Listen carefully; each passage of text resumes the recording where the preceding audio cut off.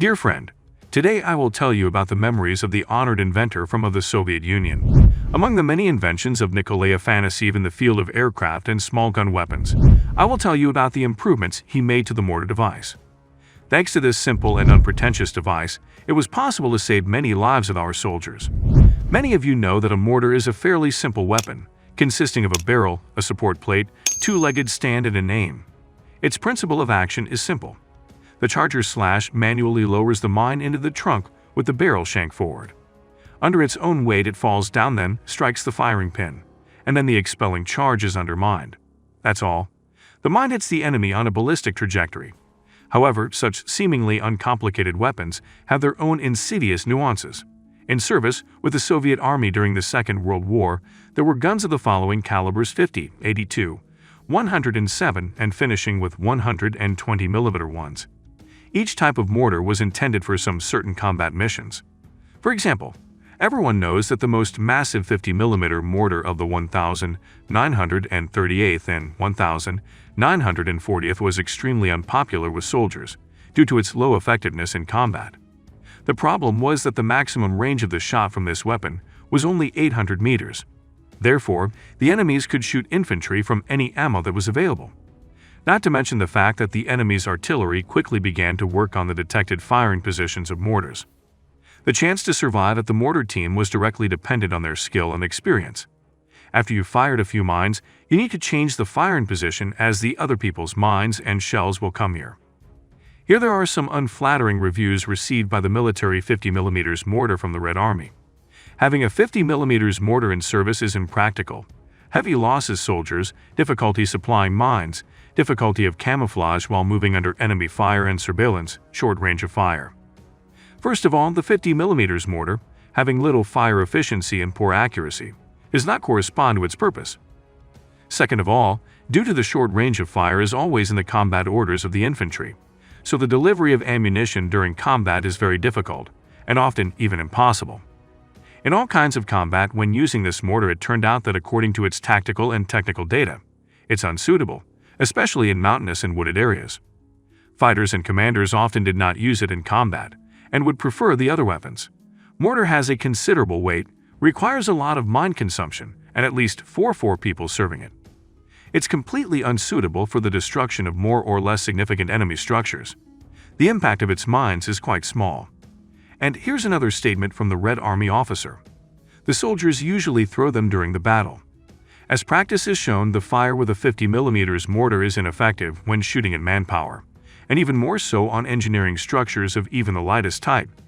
So the presence of this weapon only burdens soldiers on the battlefield. The carriers overcoming the path to the mortar team ammunition point and back bear great losses. This leads to the inaction of mortars throughout the battle. The only and most effective use of company mortars found in defense, when the opposing sides were removed from each other at a distance of no more than 400 meters. In defense, when conditions allow for the concentration of 50mm mines for strong and effective fire, it is useful for each rifle company to have at least 6 barrels of 50mm mortars to prevent the production of trench works, destroy and suppress enemy firing points. In 1943, 50mm company mortars were withdrawn from service and from the Army. This was due to their low combat effectiveness and the transition to attack operations. A significant number of 50mm mortar mines were converted into handheld shrapnel grenades. However, this was not the case with 82mm battalion and regimental 120mm mortars. After the Battle of Moscow, the Red Army was accumulating forces to strike the enemy. The importance of the artillery was increasing, as these equipment, unlike 50mm mortars, combined sufficient fire efficiency with the ability to carry infantry or motorized parts.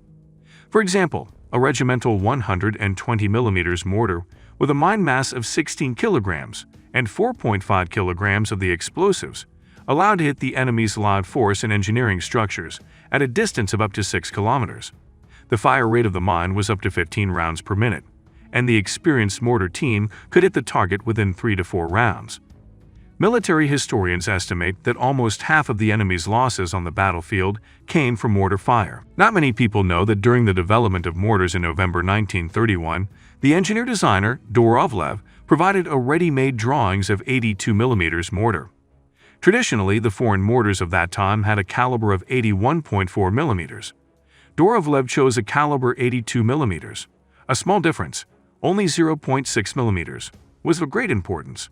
Dorovlev's plan was simple and brilliant at the same time. If during the battle our soldiers run out of ammunition, 82 mm mortar will be able to shoot with the captured enemy mines, while the Russian 82 mm mines the enemy will not be able to charge their mortars. Then, in 1931, Dorovlev managed to look into the future and influence the development of events on the fields of the Second World War. At a close rupture of 15.9 kilograms of mine, its heavy fragments pierced the onboard 30 mm armor and broke the running part of the German medium tanks Panzer III and Panzer IV. After being hit by massive shelling by powerful 120 mm mines, the German tankers were not able to hold their nerves and would turn around and go back. Everything seemed fine, however. From the front, periodically we received unkind news about the mysterious emergencies. During the charge, some mortar would be torn into shreds instead of shooting, naturally destroying all life around. For a while the reason was not clear. It seems to be a reliable, simple, and proven weapon, and suddenly explodes to pieces, killing those who shoot from it. The mortar's explosion is only part of the problem. The worst thing is the detonation of the munitions lying on the ground, which leads to the death of soldiers not only from this mortar team, but of the entire battery. And when you consider the fact that often batteries united into divisions, the losses amounted to tens and hundreds of human lives. To investigate the reason of it, the commission from the main artillery department arrived to the Volkhov front. The inventors had to understand as soon as possible why those mortars were exploding. The cause was found pretty quickly. The fault was due to double charging. During 1944 alone, 64 cases of ruptures of 120 mm mortars with human victims were registered on the Leningrad front. In addition, some of the mortar ruptures were written off as enemy fire, although in fact it was a consequence of double charging. From the order of the Marshal of the Soviet Union, Georgy Zhukov, revealed the fact that the explosions in most cases occur due to the following reasons. During the breaks in the shooting, some mortars remained loaded, and after the break on the order of the commander to charge mortar, that led to their double charging. In other cases, there were misfires and stuck mines in the barrel canal due to poor care of the mortar.